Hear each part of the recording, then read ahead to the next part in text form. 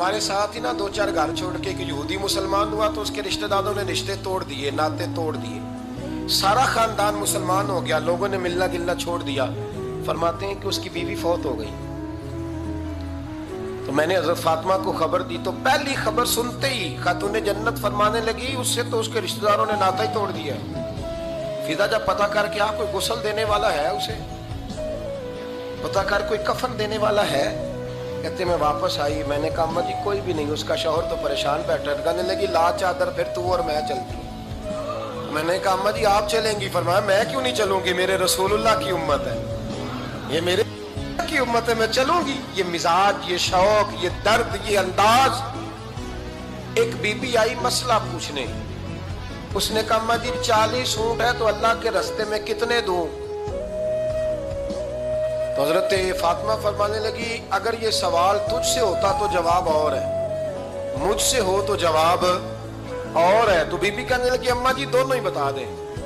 تو اماں فرمانے لگی اگر 40 اونٹ تیرے پاس ہو تو تو نے اس میں سے ایک دینا ہے، اور اگر 40 فاطمہ کے ہو تو فاطمہ نے سارے ہی اللہ کے رستے میں دینے ہیں۔ تیرے لیے حکم اور ہے اور میرے لیے بات اور ہے۔ تیرے پاس ہو تو 40 میں سے ایک دے دے، اور میرے پاس ہو تو میں 40 کے۔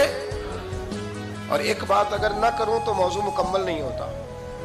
میرے نبی کریم علیہ السلام نے ایک دن صحابہ سے پوچھا بتاؤ بہترین عورت کون سی ہوتی ہے؟ کون ہوتی ہے؟ آکسفورڈ کی پڑھی ہوئی جی، پنجاب یونیورسٹی جس نے ایم فل کا مقالہ لکھا ہو، پی ایچ ڈی ہو جس نے پی ایچ ڈی کی ہو نمل یونیورسٹی سے، ایک کراچی یونیورسٹی کی ڈگری ہولڈر ہو، کہ باہر سے ایم بی بی ایس کر کے آئی ہو، کون افضل ہوتی؟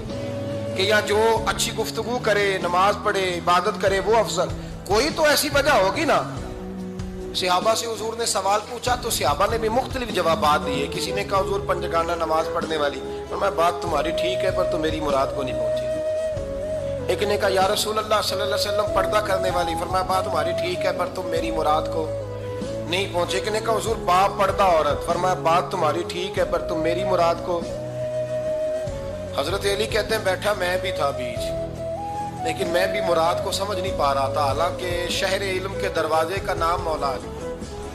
فرماتے ہیں اس وقت اللہ کی حکمت تھی کہ جواب کوئی اور دے، تو حضرت علی کہتے ہیں قد بھی میرا چھوٹا تھا، بیٹھا بھی میں پیچھے تھا، تو تھوڑی گردن اور جھکا کے نا تو میں نکل گیا اور فاطمہ کے حجرے میں پہنچ گیا۔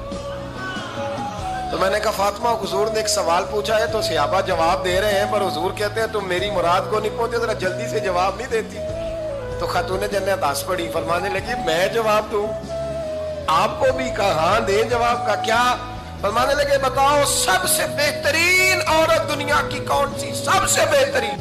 تو جناب فاطمہ کہنے لگی سادہ سا جواب تھا، آپ لوگوں کو آیا کیوں نہیں؟ کہا چلو بتاؤ۔ جناب فاطمہ فرمانے لگی دنیا کی سب سے بہترین بیوی وہ ہے جس کو نہ کبھی غیر محرم نے دیکھا ہو، اور اگلے لفظوں پہ غور کرنا، نہ کبھی غیر محرم نے اسے دیکھا ہو اور نہ اس بی بی نے کبھی کو غیر محرم دیکھا ہو۔ یہ کوئی پردہ نہیں کہ بی بی کہتی ہے جناب میں تو چہرہ ڈھام کے نکلی تھی، باقی میں دکاندار سب سے بات چیت کر آئی، سب کے چہرے دیکھ آئی۔ حضرت فاطمہ نے بتایا کہ تیری آنکھوں کا بھی پردہ ہے، اور وہ روایت وہاں الگ موجود ہے کہ حضور نے حضرت عائشہ صدیقہ ام سلمہ سے کہا کہ عبداللہ ابن مکتوم نابینا ہے تو پردہ کرو۔ تو یہ نابینا اس سے پہلے سیرت نگاروں نے لکھا ہے کہ ایک دن یہ اس سے پہلے حضرت فاطمہ کے گھر چلے گئے حضور کے ساتھ، تو نبی کریم علیہ السلام نے جب ان کو لے کے حضور داخل ہوئے تو جناب فاطمہ نے آنکھیں جھکا لی، پردہ کر لیا۔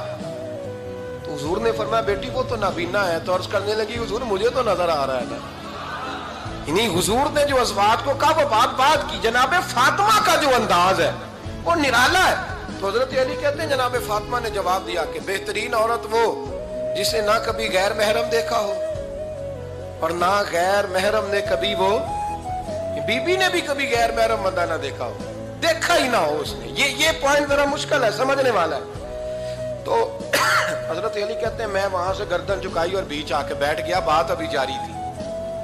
حضور نے فرمایا آتا ہے کسی کو جواب؟ تو کہتے ہیں میں نے ہاتھ کھڑا کیا، میں نے کو حضور آتا ہے؟ تو حضور مسکرا پڑے، فرمایا چل بتا۔ میں نے عرض کی حضور بہترین عورت وہ ہے کہ نہ کبھی اسے غیر محرم نے دیکھا ہو نہ اس نے کبھی غیر محرم دیکھا ہو۔ تو حضرت علی کہتے ہیں شاباش مجھے ملنی چاہیے تھی نا۔ حضور مسکرا پڑے، کہنے لگے میں نے تو پہلے کہا ہے فاطمہ تو بدا تو منی، फातिमा मेरे जिगर का टुकड़ा है, मैंने तो बड़ा पहले कह दिया है। तो कहते हैं सहाबा मेरी तरफ देखने लगे कि ये तो तारीफ फातिमा की होने लग गई है। तो मैंने कहा क्या करें, उस महबूब को बताया है जिसके लिए अल्लाह ने कोई पर्दा रखा ही नहीं, सारे पर्दे खोल दिए।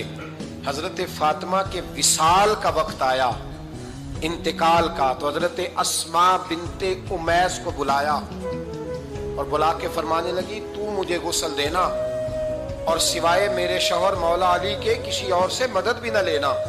और फरमाने लगी मैंने हबशा के बारे में सुना है कि वहां जब बीवियों का जनाजा उठता था तो वो लोग चारपाई के ऊपर यूं करके इस तरह करके लकड़ियां लगाते थे, नीचे बांध लेते थे और लकड़ी में लचक हो तो ऊपर जाके फिर उसको बांध देते थे तो पर्दा बन जाता था। फरमाया मैंने अली को बता दिया है, तुम्हें भी बता रही हूँ, जनाजा मेरा रात को उठाना और लकड़ियां लगा के ना तो ऊपर पर्दा कर लेना, मेरे वजूद पर पड़ी हुई चादर पर भी किसी की नजर नहीं पड़नी चाहिए। रात को जनाजा उठाना और रात को मुझे दफन कर देना। मदीना मुनव्वरा में हुजूर के विसाले ज़ाहिरी के 6 माह बाद जनाब फातिमा ज़हरा का जनाजा उठा तो मस्जिद नबवी शरीफ से एक शख्स अपनी दाढ़ी आंसुओं से भिगोता हुआ निकला। हजरत अबू बकर सिद्दीक ने खड़ा करके पूछा क्यों नबी पाक के चचा अब्बास रोते क्यों हो? हजरत अब्बास कहने लगे पहले हुजूर गए थे, अब नबी पाक की तस्वीर भी चली गई। क्या हुआ? का जनाब फातिमा का विसाल हुआ। फिर से एक दफा मदीने में रात आई, फिर से शाम हुई, फिर से जनाजा उठा। शेर खुदा अली उल मुर्तज़ा रज़ी अल्लाह ताला अन्हु ने, हजरत अब्बास ने, हजरत कुसुमुद्दीन अब्बास ने, हजरत अब्दुल्लाह इब्न अब्बास ने तदफीन से फारिग हुए। एक रवायत है कि हजरत अब्बास ने जनाजा पढ़ा और एक मुस्तनद रवायत है कि हजरत अबू बकर सिद्दीक ने जनाजा पढ़ाया। और जब जनाजा पढ़ा करके बाहर निकले तो हजरत अली शेर खुदा की आंखों में आंसू थे। इतने काली रोते क्यों हो? मानने लगे सिर्फ फातिमा नहीं गई, मुस्तफ़ा करीम की उम्मत के लिए दुआएं करने वाला एक बड़ा हाथ रुखसत हुआ है, एक बड़ा हाथ।